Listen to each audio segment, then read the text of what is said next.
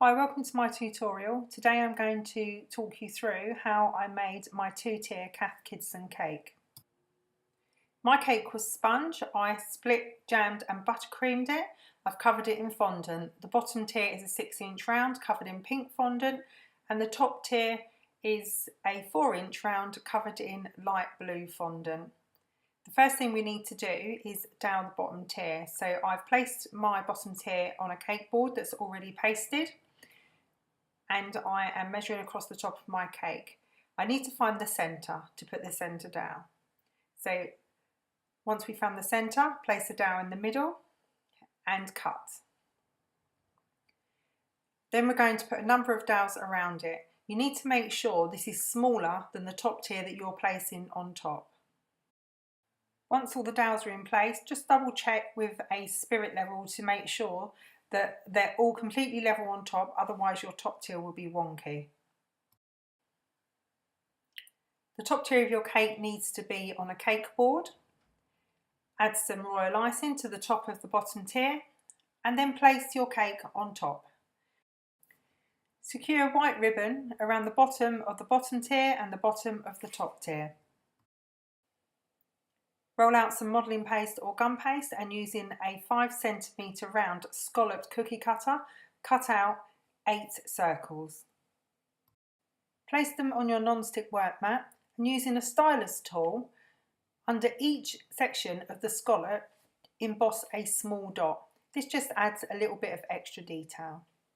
Secure them to the bottom tier of your cake with water or edible glue, spacing them evenly. Cut out some small circles. These are going to be attached to the top tier with water or edible glue, just like the photograph. Now it's time to make the big floppy bow that goes on top. Roll out your modelling paste or gum paste into a long strip and fold each end into the centre, securing it with water or edible glue. Support the bow as I have in the photo above. I've done this with kitchen roll, just to make sure it doesn't collapse onto itself. Roll out another section of modelling paste. This time this is going to go across the centre of the bow. Pinch the top and bottom and wrap it round. Secure it again with water or edible glue. This is the last piece of the bow to be made. Roll out a strip again, cut each end, cut it in half and pinch it at the top, just as I have in the photograph. Allow your bow to dry off a little, not till it's completely dry, but just until it will hold itself. Attach it to the top of your cake with water or edible glue. You may need to support it a little with some foam at the back of the bow. Once the bow and the scallop circles on the bottom tier are completely dry, we can start to paint the abstract roses.